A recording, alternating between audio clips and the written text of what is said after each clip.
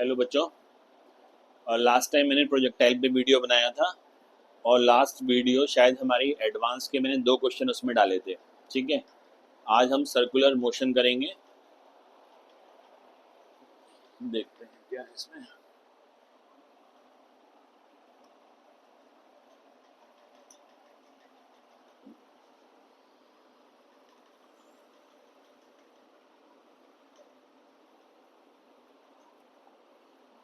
देखो, circular motion के अंदर पहले कुछ बता देता हूँ उसमें क्या क्या है। एक हम पढ़ते हैं एंगुलर डिस्प्लेसमेंट, मतलब सबके आगे एंगुलर लग जाएगा क्योंकि अब हम यहाँ सर्कुलर मोशन पढ़ने वाले हैं। हम उसमें पढ़ते थे डिस्प्लेसमेंट, इसमें पढ़ेंगे एंगुलर डिस्प्लेसमेंट। उसमें लीनियर वेलोसिटी होता था, इसमें एंगुलर वेलोसिटी होगा। ठीक है, और इसमें आपका लीनियर एक्सेलरेशन होता है, इसमें एंगुलर एक्सेलरेशन होता है जिसको अल्फा से डिनोट करते हैं। कुछ टर्म्स हैं, तो स्टार्ट करते हैं। देखो, सबसे पहले क्या है हमारे पास यहाँ पे,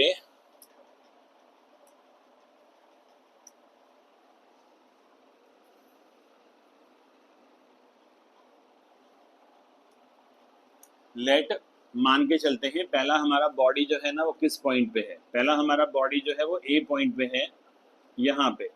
और यहाँ से इसने ना एक लीनियर डिस्प्लेसमेंट किया है। लीनियर डिस्प्लेसमेंट है, यहाँ से मान के चलते हैं यहाँ तक। ठीक है, ये वाला एंगल, छोटा सा एंगल ले लें, लीनियर डिस्प्लेसमेंट। ये वाला पॉइंट हमने क्या माना, बी। लीनियर डिस्प्लेसमेंट को मैंने एक्स से लिखा है, और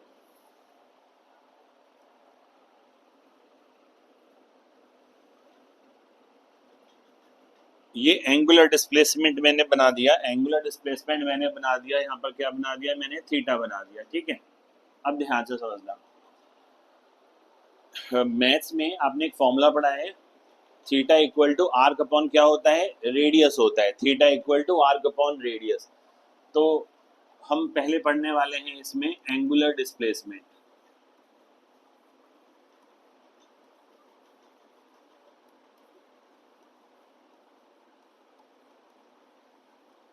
अब एंगुलर डिस्प्लेसमेंट को ना थीटा से डिनोट करना है। ठीक है, और जो हमारा फॉर्मूला है वो है theta equal to arc upon radius. Arc कितना है, एक्स है, और रेडियस कितना है हमारे पास, आर है। सारे के सारी क्वांटिटीज कैसी हैं, वेक्टर क्वांटिटीज हैं। एक्स हमारा क्या है, लीनियर डिस्प्लेसमेंट है, वेक्टर क्वांटिटी है। रेडियस आप देखो ध्यान से, रेडियस मैग्नीट्यूड वाइज तो कांस्टेंट है, लेकिन जैसे जैसे ए मूव करेगा वैसे वैसे क्या करेगा, आर भी अपनी डायरेक्शन को क्या करेगा, चेंज करेगा। आर भी अपनी डायरेक्शन को क्या करेगा, चेंज करेगा। ठीक है, देखो जैसे यहाँ था अभी ऐसा, थोड़ी देर बाद जब ए बी पॉइंट पे पहुंचा तो आर वेक्टर हमारा ये हो गया। ठीक है, this is are vector.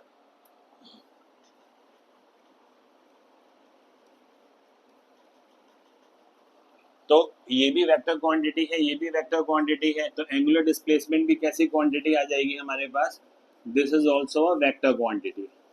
This is also a vector quantity. ठीक है, अगर वेक्टर क्वांटिटी है तो इसका डायरेक्शन भी होगा। डायरेक्शन देने के लिए, डायरेक्शन के लिए हम यूज करते हैं इसके लिए right hand curl rule use करते हैं। राइट हैंड,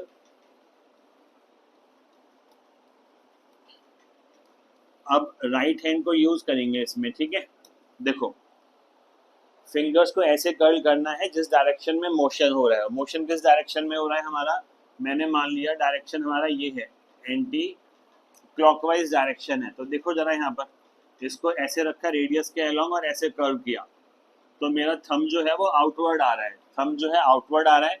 आउटवर्ड के लिए आपको पता है हम क्या करते हैं, डॉट को रिप्रेजेंट करते हैं। 3 डायमेंशन हो गया ना, तो जो आउटवर्ड मोशन है उनके लिए डॉट रिप्रेजेंट करेंगे, जो इनवर्ड मोशन है उनके लिए क्रॉस रिप्रेजेंट करते हैं। ठीक है, तो मैंने, तो मेरा एंगुलर डिस्प्लेसमेंट का डायरेक्शन क्या आ गया, आउटवर्ड आ गया। एंगुलर डिस्प्लेसमेंट का डायरेक्शन क्या आ गया, आउटवर्ड आ गया। तो मैंने लिखा जो इसका डायरेक्शन है वो अभी हमको कैसा दिखाई पड़ रहा है, आउटवर्ड दिखाई पड़ रहा है, आउटवर्ड दिखाई पड़ रहा है। ठीक है, अच्छा, दूसरा इसमें आता है, एक टर्म आती है इसमें। अब चलो इसी को ना एक्स लिख लेते हैं पहले, लीनियर डिस्प्लेसमेंट हमारा एक्स है और यहाँ पर कितना है आर इंटू कितना है हमारे पास थीटा है। तो मैं दोनों को टी से डिवाइड कर देता हूँ, ठीक है, मैंने दोनों को किससे डिवाइड कर दिया, टी से डिवाइड कर दिया, आर इंटू थीटा अपॉन कितना टी। तो ये वाला मेरे को वेलोसिटी दे देगा, ये वाला आर इंटू, और ये हमको क्या दे देगा यहाँ पर थीटा अपॉन टी है, एंगुलर डिस्प्लेसमेंट अपॉन टाइम क्या होगा, एंगुलर वेलोसिटी मिल जाएगी। तो हमको यहाँ से क्या मिल जाएगा, एंगुलर वेलोसिटी मिल जाएगी। तो मैंने लिख दिया यहाँ पर v जो है हमारा क्या है, लीनियर वेलोसिटी है, linear velocity, this is equal to, यहाँ पर आया मेरे पास रेडियस को मैंने मल्टीप्लाई कर दिया, किससे मल्टीप्लाई कर दिया, एंगुलर वेलोसिटी से, एंगुलर वेलोसिटी से कर दिया, ठीक है। अच्छा, ये केवल इसके मैग्नीट्यूड की बात हो रही है, वेक्टर फॉर्म नहीं है ये, ठीक है। दिस इज द ओनली क्या है इसका मैग्नीट्यूड है, मैग्नीट्यूड निकालना है तो v इक्वल टू क्या करेंगे हम यहाँ पर, रेडियस इंटू एंगुलर वेलोसिटी कर देंगे, ठीक है। अब एंगुलर वेलोसिटी को लिखेंगे कैसे, अब एंगुलर वेलोसिटी को लिखने का हमारे पास एक तरीका है, एंगुलर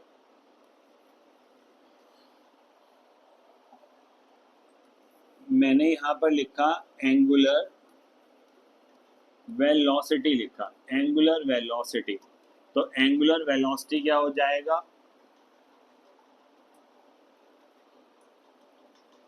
ओमेगा से लिखते हैं, और ये आता है angular displacement upon time, angular displacement upon time, ठीक है। तो एंगुलर डिस्प्लेसमेंट जो है, ये वाला पॉइंट जो है हमारा, दिस इज ऑल्सो अ कैसी क्वांटिटी है, ये भी वेक्टर क्वांटिटी है, this is also a vector quantity, ठीक है।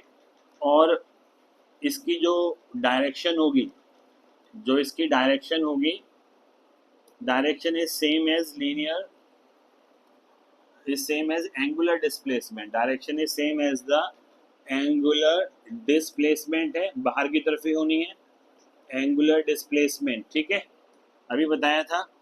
और इसकी जो यूनिट होती है, जो इसकी हम SI यूनिट लेके चलेंगे, SI यूनिट, ऊपर देखो यहाँ पर क्या है, थीटा है, थीटा किस में नापेंगे हम, यहाँ पर रेडियन में नापेंगे, थीटा नापेंगे रेडियन में, और टाइम नापेंगे किसमें, सेकेंड में। तो SI यूनिट क्या आ जाएगी इसकी, रेडियन पर सेकेंड आ जाएगी, रेडियन पर सेकेंड, SI यूनिट हमारे पास आ गई इसकी रेडियन पर सेकेंड, ठीक है। तो SI यूनिट हमारे पास आ गया रेडियन पर सेकेंड।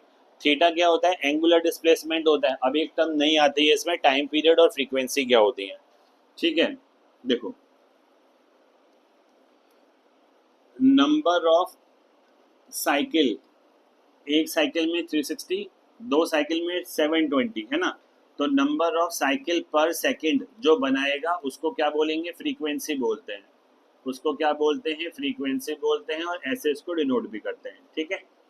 अच्छा, अब नंबर ऑफ साइकिल पर सेकंड फ्रीक्वेंसी है, तो मैंने बोला लेट टी टाइम में, टी सेकंड में, टी सेकंड में कितनी साइकिल बनती है, T is the time period, और टाइम पीरियड का मतलब होता है एक साइकिल में जो टाइम लग रहा है। टाइम पीरियड का क्या मतलब होता है, एक साइकिल में जो टाइम लग रहा है उसको क्या बोलते हैं, टाइम पीरियड बोलते हैं, ठीक है।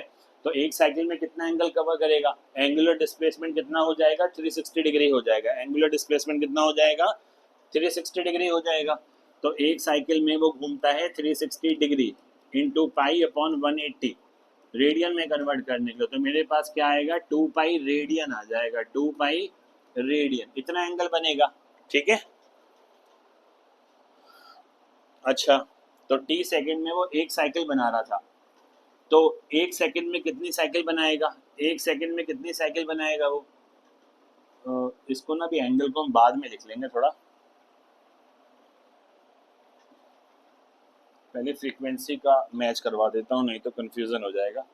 टी सेकंड में एक साइकिल कवर कर रहा है, टी सेकंड में एक साइकिल कवर कर रहा है, तो एक सेकंड में कितनी साइकिल कवर करेगा, 1 अपॉन टी साइकिल कवर करेगा, 1 अपॉन टी साइकिल। तो इसका मतलब है इतनी साइकिल बना रहा है एक सेकंड में, है ना, टी सेकंड्स में। तो इसका मतलब ये हमारे पास फ्रीक्वेंसी हो गया, फ्रीक्वेंसी कितना आ गया मेरे पास, 1 अपॉन टी आ गया, फ्रीक्वेंसी आ गया मेरे पास 1 अपॉन टी, ठीक है। अच्छा,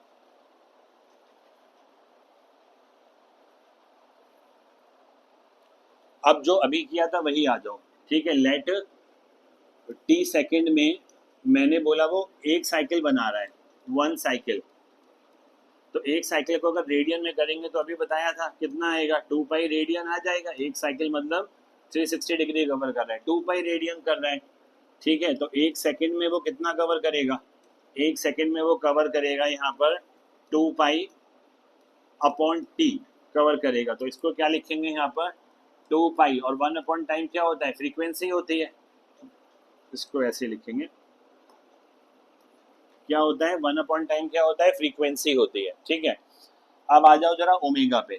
ओमेगा हमारा था एंगुलर डिस्प्लेसमेंट अपॉन टाइम था, एंगुलर डिस्प्लेसमेंट अपॉन टाइम। अगर एंगुलर डिस्प्लेसमेंट मैंने बोला 360 डिग्री है, तो टाइम पीरियड क्या होगा, देखो टाइम पीरियड क्या होगा, टी। किस एंगल के लिए बोला मैंने, ये वाला मैंने बोला 360 डिग्री के लिए बोला मैंने यहाँ पर, ठीक है। तो यहाँ पर 360 को रेडियन में करेंगे तो कितना आएगा, 2 पाई अपॉन टी आ जाएगा, ठीक है। तो यहाँ पर 2 पाई इंटू 1 अपॉन टाइम क्या होता है, फ्रीक्वेंसी होता है। 1 अपॉन टाइम क्या होता है, फ्रीक्वेंसी होता है। तो यहाँ देखेंगे अगर ध्यान से, तो ओमेगा मेरे पास आ गया 2 पाई फ्रीक्वेंसी है, ठीक है।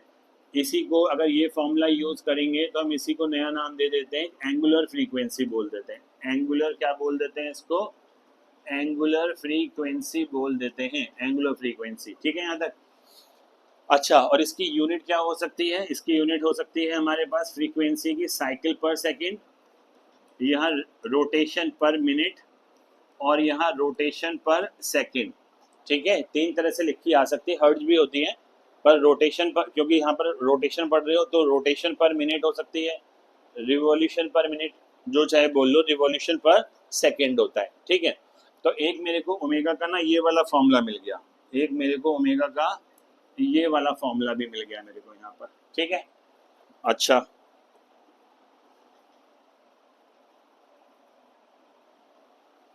अब एंगुलर एक्सेलरेशन की बात कर लेते हैं। अभी हमने देखा था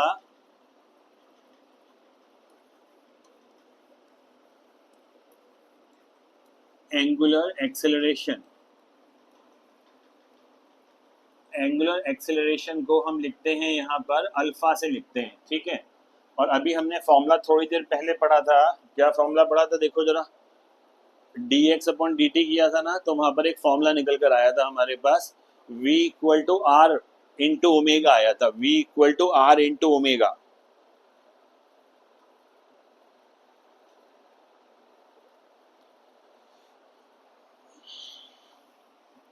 यहाँ आया था v equal to r into omega, ठीक है। तो मैंने यहाँ पर क्या करना है, dv बाई डी टी करना है, यहाँ पर r करना है, और यहाँ पर क्या करेंगे, डी ओमेगा बाई क्या करेंगे, dt करेंगे।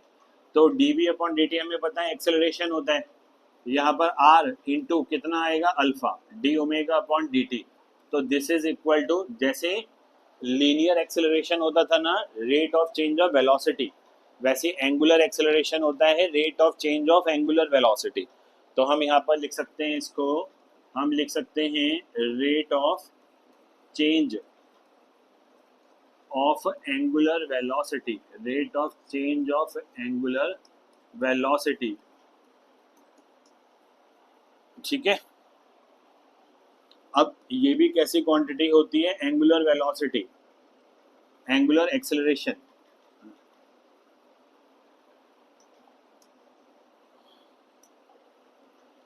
This is also a vector quantity, vector quantity, ठीक है।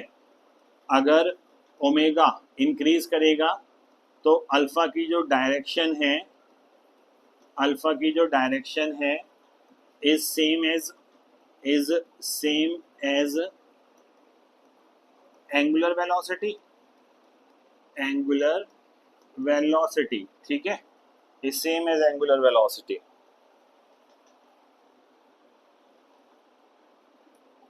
और अगर ओमेगा डिक्रीज करेगा तो अल्फा का जो डायरेक्शन होगा इज अपोजिट हो जाएगा, opposite of omega, angular velocity के कैसा हो जाएगा, अपोजिट हो जाएगा, ठीक है।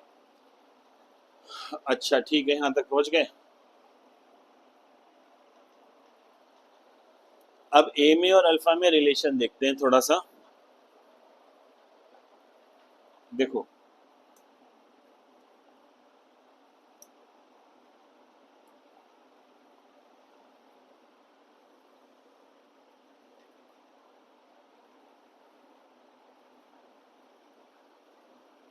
अब मैं यहां से बात कर रहा हूं सर्कुलर मोशन की, सर्कुलर मोशन की बात कर रहा हूं, और वो भी कैसा है, यूनिफॉर्म सर्कुलर मोशन की बात कर रहा हूं। चलो पहले यूनिफॉर्म सर्कुलर मोशन की बात करते हैं।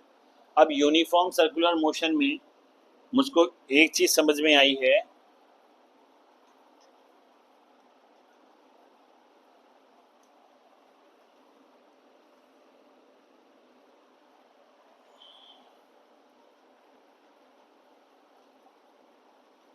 अब देखो जरा, यहां पर इस पार्टिकल की वेलोसिटी इतनी थी, मैंने बोला कितनी है यहाँ पर 30 मीटर, एग्जाम्पल ले लिया जस्ट ऐसे ही।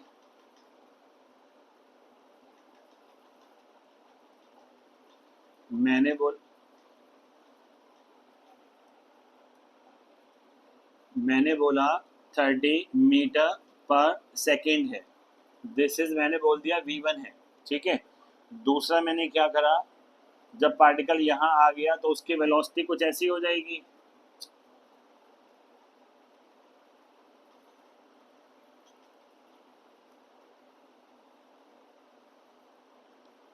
अब सही है, ठीक है। उसकी एंगुलर वेलोसिटी कितनी हो गई, v2 हो गई, एंगुलर वेलोसिटी कितनी हो गई, v2। अच्छा अभी आपने क्या पढ़ा था, आपने पढ़ा था v equal to are omega पढ़ा था। अगर ये वाली क्वांटिटी कांस्टेंट है ना, देखो अगर v हमारा कांस्टेंट है, मैग्नीट्यूड वाइज बोल रहा हूँ मैं, केवल मैग्नीट्यूड वाइज, v अगर मेरा कांस्टेंट है, ठीक है, तो अगर ये कांस्टेंट है तो ओमेगा को क्या होना पड़ेगा, कांस्टेंट होना पड़ेगा, ठीक है, क्योंकि r से मल्टीप्लाई करेंगे, मैग्नीट्यूड वाइज बात हो रही है। अब इन दो क्वांटिटीज को देखो मैं कैसे बनाता हूँ, ये हम पढ़ रहे हैं एक्सेलरेशन निकालने के लिए, थोड़ा सा डायरेक्ट भी बताऊंगा मैं एक बार। अभी यहाँ देखो, एक क्वांटिटी ऐसे जा रही है और एक क्वांटिटी ऐसे जा रही है, रिजल्टेंट ऐसा बना दिया मैंने, ठीक है।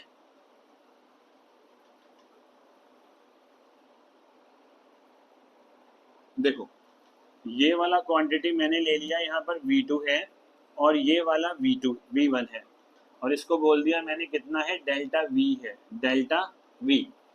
एक्सेलरेशन निकाल रहे हैं, लीनियर एक्सेलरेशन, तो लीनियर एक्सेलरेशन के फॉर्मूला क्या होगा, rate of change of velocity होता है, रेट ऑफ चेंज ऑफ क्या होता है, वेलोसिटी होता है। तो अब यहाँ पर देखो एक वेक्टर तो ये है,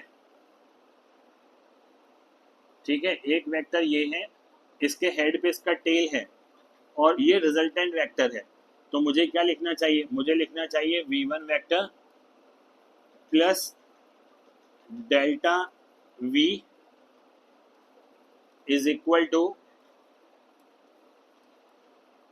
कितना आएगा यहाँ पर, is equal to v2 vector, यही आना चाहिए। तो डेल्टा v निकल जाएगा यहाँ से, डेल्टा v आ जाएगा हमारे पास, v2 माइनस कितना आ जाएगा, v1 आ जाएगा, ठीक है। डेल्टा v कितना आ जाएगा, v2 माइनस v1 हो जाएगा। अब डेल्टा v आ गया चेंज इन वेलोसिटी, मतलब final velocity minus initial velocity. देखो यहाँ पर ये फाइनल है और ये वाली कौन सी है, इनिशियल है, ठीक है। तो अगर मैं इसे t से डिवाइड कर दूं दोनों साइड, अगर मैं इसे t से दोनों साइड डिवाइड कर दूं तो मेरे को क्या मिलने वाला है, मेरे को एक्सेलरेशन मिलने वाला है t। तो यहाँ से मेरे को a मिल जाएगा, ठीक है, a मिल जाएगा, a इक्वल टू आ गया डेल्टा v अपॉन कितना आ गया, t आ गया, a आ गया मेरे पास, डेल्टा v अपॉन t आ गया यहाँ से, ठीक है।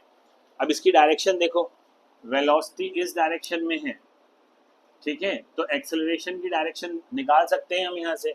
देखो ये v1 है, अच्छा एंगल और देख लो, हम मान के चलते हैं कि ये वाला एंगल बहुत स्मॉल एंगल है, थीटा अप्रोचेस टू जीरो, जो थीटा है that is approaches to zero, ठीक है, थीटा अप्रोचेस टू जीरो।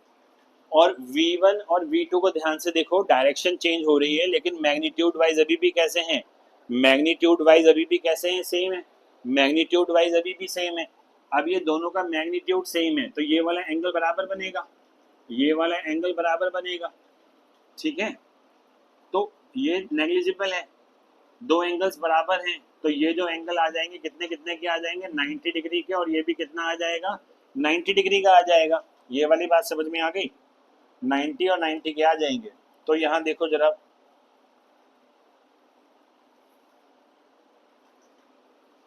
ये rate of change of velocity का डायरेक्शन है, ठीक है, ये वाला।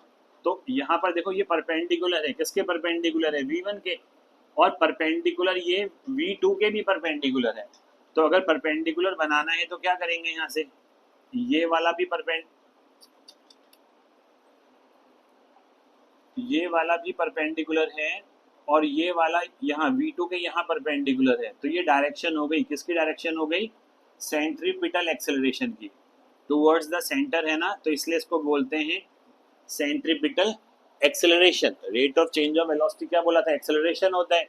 यहाँ देखो V1 के ये परपेंडिकुलर है डेल्टा V, ठीक है, तो एक्सेलरेशन के भी परपेंडिकुलर होगा, और ऐसे ही V2 के भी परपेंडिकुलर है, V2 के भी परपेंडिकुलर है, ठीक है। अब इसे दो चीजों से कंपेयर कर लेते हैं, ठीक है। यहाँ वो देखो जरा, एक अभी हमने बनाया था ऐसा लीनियर डिस्प्लेसमेंट के लिए, यहाँ क्या किया था थीटा, यहाँ क्या किया था एक्स, और ये क्या था आर।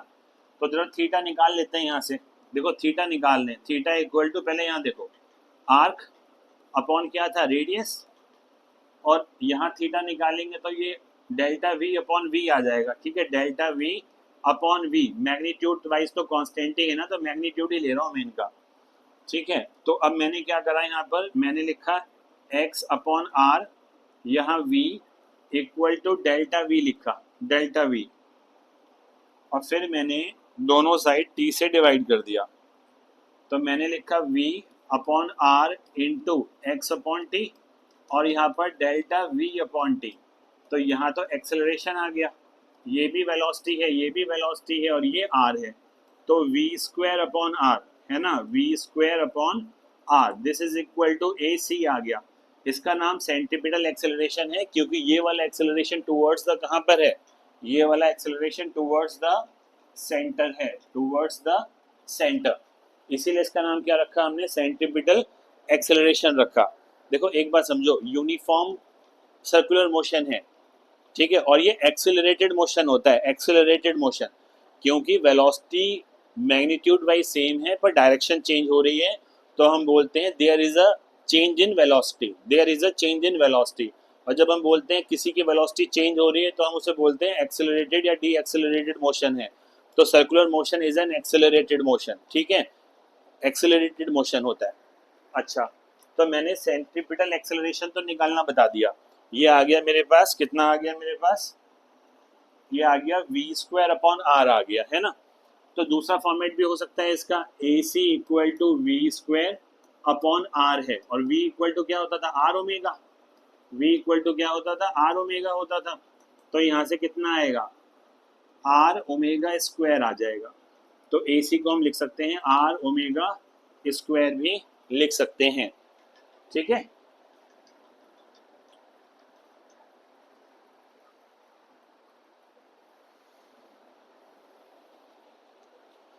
तो यूनिफॉर्म सर्कुलर मोशन के लिए, मतलब किसी भी सर्कुलर मोशन के लिए एक चीज कंफर्म्ड होती है कि उसमें जो है कौन सा एक्सेलरेशन होना चाहिए, सेंट्रीपिटल एक्सेलरेशन होना चाहिए, और इसका डायरेक्शन फिक्स होता है towards the centre, towards the centre होता है। वेलोसिटी के परपेंडिकुलर रखना, वेलोसिटी के हर पॉइंट पे देखो एक चीज और भी आती है कि इसमें एक्सेलरेशन जो वेक्टर है वो कांस्टेंट है, कांस्टेंट क्वांटिटी है या चेंज होती है। तो इसका AC का मैग्नीट्यूड सेम है, यूनिफॉर्म सर्कुलर मोशन में AC का मैग्नीट्यूड सेम है पर डायरेक्शन चेंज हो रही है। कैसे समझ में आ रहा है कि डायरेक्शन चेंज हो रही है, यहाँ देखो इस पॉइंट पे AC की डायरेक्शन कहाँ है, इस तरफ है, थोड़ा सा आगे पहुंच गए तो कहाँ आ गया, इस तरफ है। तो AC का डायरेक्शन लगातार क्या हो रहा है, चेंज हो रहा है। सो दिस इज अ, इसका मैग्नीट्यूड कांस्टेंट है यूनिफॉर्म सर्कुलर मोशन में, लेकिन इसकी डायरेक्शन चेंज हो रही है, तो मैं इसे कांस्टेंट वेक्टर नहीं बोलूंगा, कांस्टेंट नहीं बोलूंगा, ठीक है।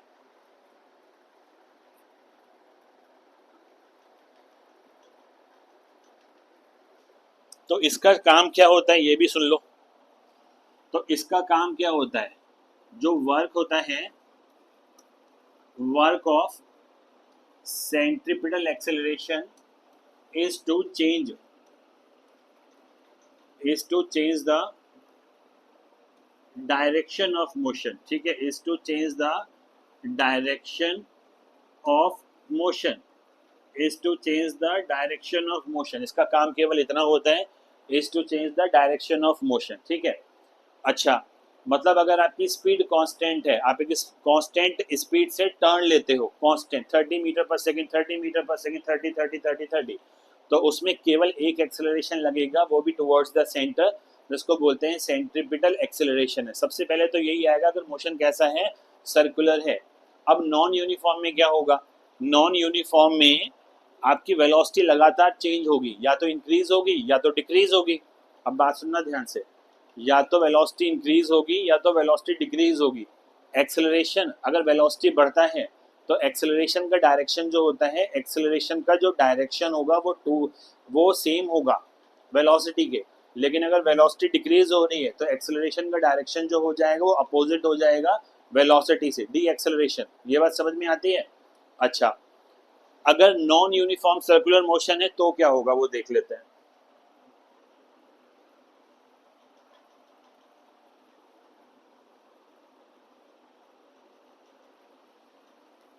अगर हमारे पास नॉन यूनिफॉर्म सर्कुलर मोशन आ जाए, नॉन यूनिफॉर्म सर्कुलर मोशन, तो क्या होगा, तो ये होगा, मैं इसे वेक्टर फॉर्म में लिख रहा हूं, ठीक है। मैंने लिखा v is equal to omega cross r, v is equal to omega cross are.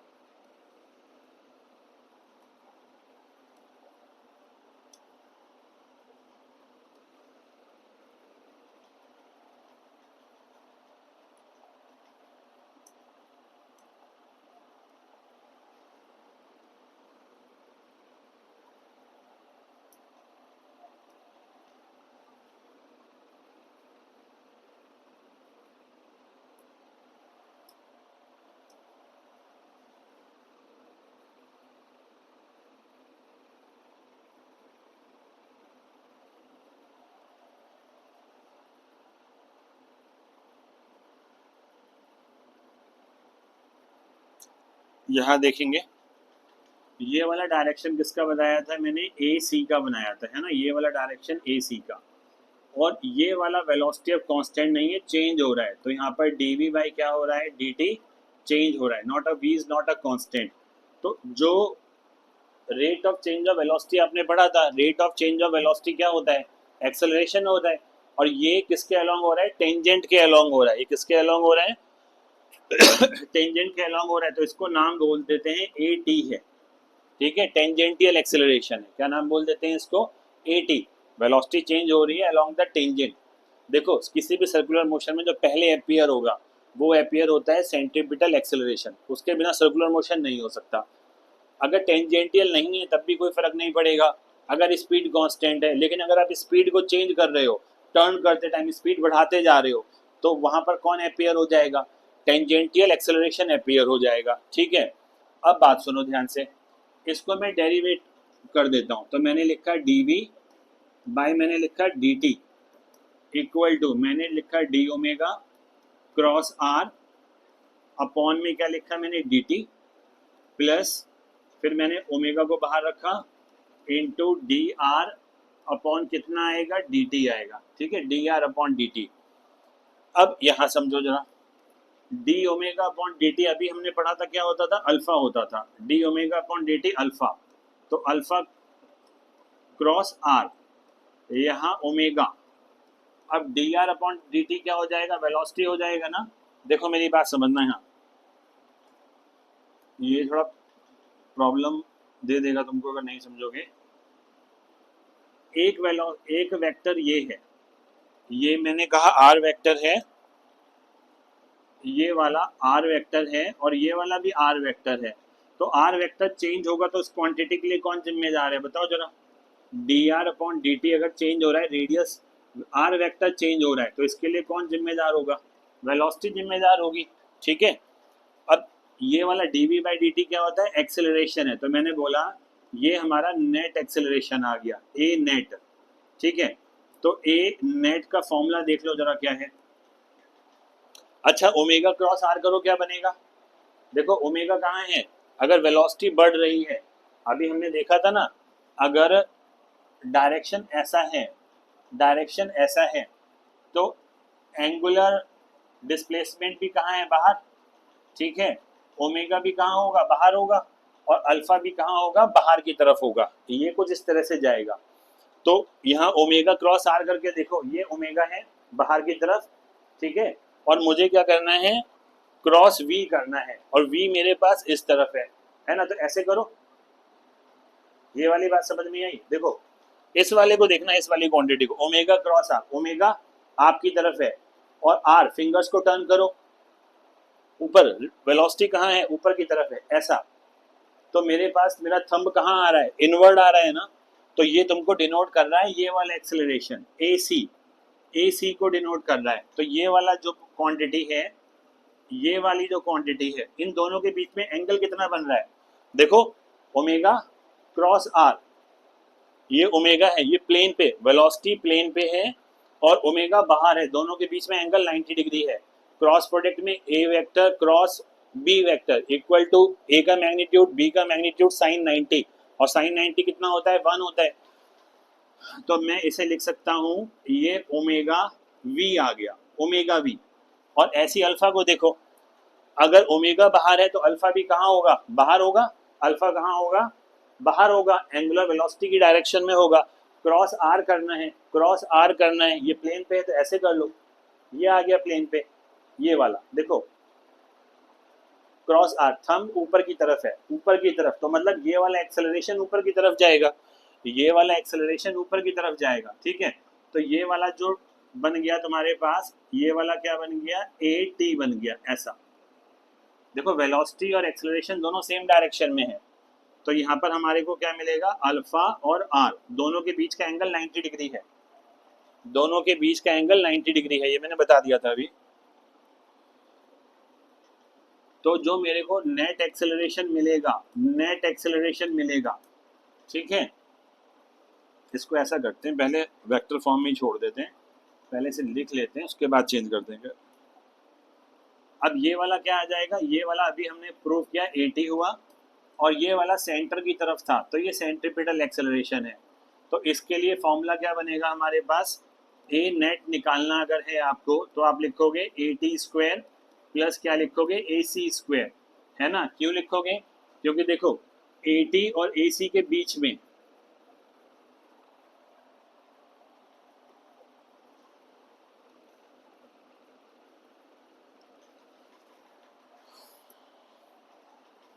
ये ए सी है और ये ए टी है, इन दोनों के बीच में एंगल कितना बन रहा है, यहाँ पर इन दोनों के बीच में एंगल कितना बन रहा है, 90 डिग्री बन रहा है।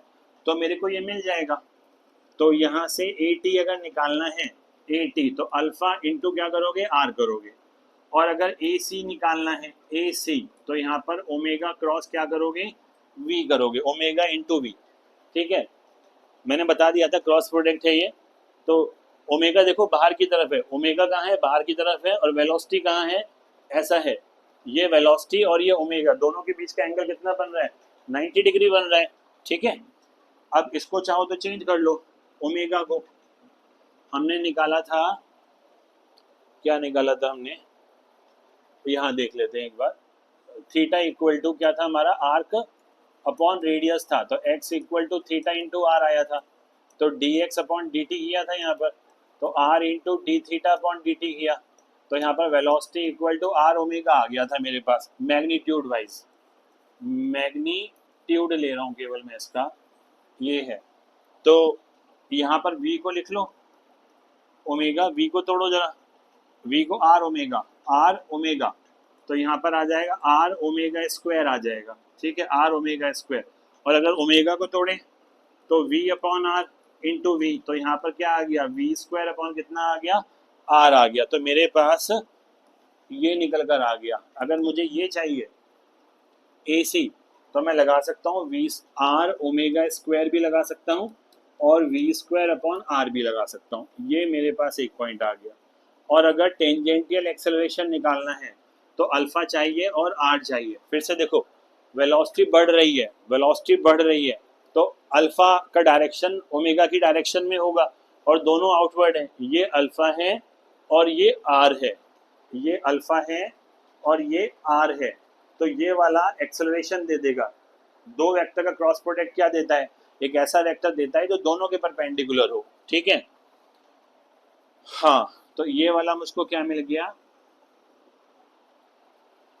ये आ गया मेरे पास, ठीक है। जब एक चीज और देखो, अगर ओमेगा अल्फा क्या होता है, अल्फा होता है हमारा डी ओमेगा वाई, क्या होता है, डी टी होता है। अगर वेलोसिटी कांस्टेंट है, अगर वेलोसिटी कांस्टेंट है तो ओमेगा भी कैसा होगा, कांस्टेंट होगा। तो अगर ओमेगा कांस्टेंट है, ये वाला, ये कांस्टेंट वैल्यू है, तो अल्फा की वैल्यू कितनी आ जाएगी, यहाँ पर जीरो आ जाएगी। अल्फा की वैल्यू कितनी आ जाएगी, जीरो आ जाएगी। अगर ओमेगा कांस्टेंट है, एंगुलर वेलोसिटी कांस्टेंट है, तो एंगुलर एक्सेलरेशन कितना रहेगा हमारे पास, जीरो आ जाएगा, ठीक है। लेकिन अगर ओमेगा चेंज होगा, अगर ओमेगा चेंज होगा, ओमेगा कब चेंज होगा, जब ये वाली वेलोसिटी चेंज होगी। ये वाली वेलोसिटी अगर चेंज हो जाएगी तो ओमेगा भी चेंज हो जाएगा। ओमेगा के चेंज होने से ये बढ़ेगा, ठीक है।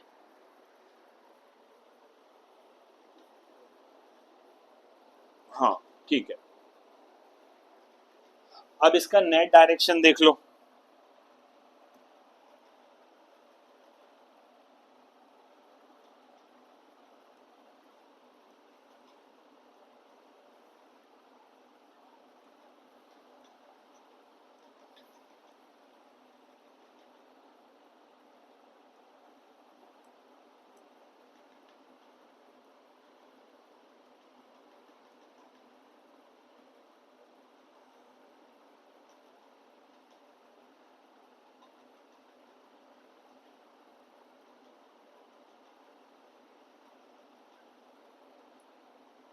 ये हमारे पास था ए टी और ये हमारे पास था ए सी। दोनों के बीच का एंगल कितना है, 90, है ना। दोनों के बीच का एंगल कितना है, 90। तो इसको उठाकर यहाँ रख दो। वेक्टर में यही सीखा था। और रिजल्टेंट क्या होता है, टेल से टेल और हेड से हेड ज्वाइन करना है। तो ये नेट आ जाएगा। तो ये हमारा ए नेट आ जाएगा और ये हमारा हो जाएगा ए सी और ये हमारा हो जाएगा ए टी। इनके बीच का एंगल कितना है, थीटा है। तो टेन थीटा अगर बनाओगे, टेन थीटा अगर बनाओगे तो क्या लिखेंगे, ए सी ऊपर लिखेंगे और ए टी नीचे लिखेंगे। ए सी ऊपर लिखेंगे और ए टी कहाँ लिखेंगे, नीचे लिखेंगे। एंगल निकाल रहे मैग्नीट्यूड वाइज ले लेंगे, ठीक है। अगर ये वेलोसिटी कम हो जाए, अगर ये वाली velocity dv by d T decrease हो रही है, डिक्रीज हो रही है ना। अगर डिक्रीज होगी तो at कैसा आ जाएगा, नेगेटिव आ जाएगा। तो नेगेटिव आएगा तो कहाँ लगाएंगे, इसको नीचे की तरफ। मोशन ऊपर की तरफ होगा, v ऊपर की तरफ होगा और at कहाँ होगा, नीचे की तरफ होगा, है ना। अगर at नीचे हो गया, at ये वाला अगर नीचे की तरफ हो गया तो क्या करेंगे, ये ऐसे चला जाएगा, ये ऐसे चला जाएगा। तो रिजल्टेंट फिर ऐसा आ जाएगा। ये वाली बात समझ में आ गई। तो अब देखो, किसी भी सर्कुलर मोशन में काम डिवाइड हो गया। ए सी सेंट्रीपिटल एक्सेलरेशन का वर्क क्या होता है, to change direction, to change direction होता है। और जो टेंजेंटियल एक्सेलरेशन होता है, इसका होता है to change the speed, to change speed, speed को चेंज करना होता है। तो जैसी स्पीड कम होती है या ज़्यादा होती है, वैसे ही टेंजेंट एक्सेलरेशन जो है वो आ जाता है। वैसे ही कौन आ जाएगा, टेंजेंटियल एक्सेलरेशन यहाँ पर क्या होगा, आ जाएगा, ठीक है। तो फिर हमारे पास नेट एक्सेलरेशन निकलेगा, दोनों को मिलाकर निकलेगा। ये वाली बात समझ में आ गई। फिर हमारे पास नेट एक्सेलरेशन निकलेगा, दोनों को मिलाकर निकलेगा। इस वीडियो के बाद मैं 2 एनसीईआरटी के न्यूमेरिकल्स ऐड करने वाला हूँ, इनको इनको इसको समझ के तब उसको अटेंड करना, ठीक है। तो फॉर्मूले तो आसान हो गए ना, फॉर्मूला कुछ याद नहीं रखना है, एक फॉर्मूला केवल याद रखना है तुमको। थीटा इक्वल टू क्या होता है, आर्क अपॉन क्या होता है, रेडियस होता है। अच्छा एक चीज और, अगर इस चीज में दिक्कत आती है समझने में, जो मैंने यहाँ समझाया था, तो उसका बहुत आसान तरीका है।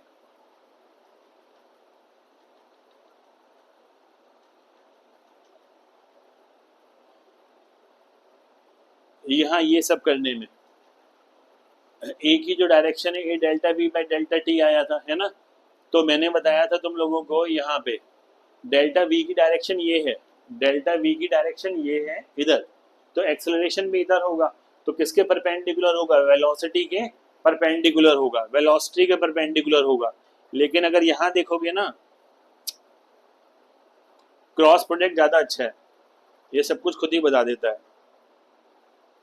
यहाँ देखो v ओमेगा क्रॉस v है, ओमेगा बाहर की तरफ है, वेलोसिटी ऊपर है, ओमेगा बाहर की तरफ है और वेलोसिटी ऐसे देखो, फिंगर्स को मुड़ो वेलोसिटी की डायरेक्शन में, तो इनवर्ड आ रहा है। तो पता पड़ रहा है कि AC जो होगा वो इनसाइड होगा, और 2 का क्रॉस प्रोडक्ट ले रहे हो तो जो रिजल्टेंट मिलेगा वो भी परपेंडिकुलर मिलेगा, दोनों वेक्टर्स के परपेंडिकुलर मिलेगा। ये वाली बात समझ में आ गई। तो यहाँ से भी पता पड़ रहा है कि हमें AC का डायरेक्शन क्या मिल रहा है, क्रॉस प्रोडक्ट से पता पड़ रहा है।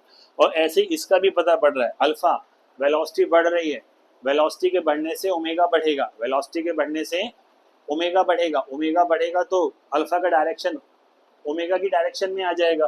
तो ओमेगा क्रॉस आर करना है, ठीक है। तो ऐसा मोड़ दो इसको, ऐसा ओमेगा क्रॉस आर, ठीक है। ये ओमेगा है बाहर की तरफ, मुझे रेडियस लेना है, तो ऐसे इस डायरेक्शन में, इस डायरेक्शन में।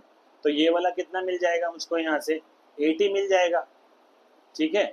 अगर मैं ऐसे ही रखूँ इसे अल्फा को और आर ऐसे मोड़ू, ठीक है। अब आर को कहाँ लेना पड़ेगा, फिर ऊपर की तरफ ले रहे हो ना आप आर, ऊपर की तरफ, तो भी देखो 80 कहाँ आ जाएगा, इधर आ जाएगा।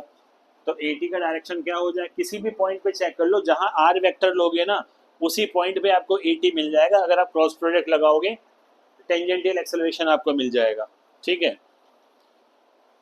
ठीक है, एक याद रख लो केवल ये वाला, तो यहां से तुमको मिलेगा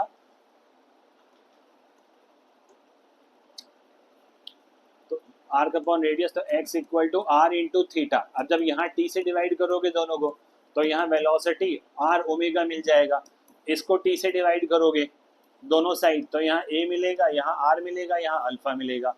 तो कुल मिलाकर यह लीनियर क्वांटिटी अगर लानी है तो एंगुलर क्वांटिटी को r से मल्टीप्लाई कर दो, एंगुलर क्वांटिटी को r से क्या कर दो, मल्टीप्लाई कर दो। लाइक और सब्सक्राइब कीजिए चैनल्स को अगर आपको फ़ायदा हो रहा है तो।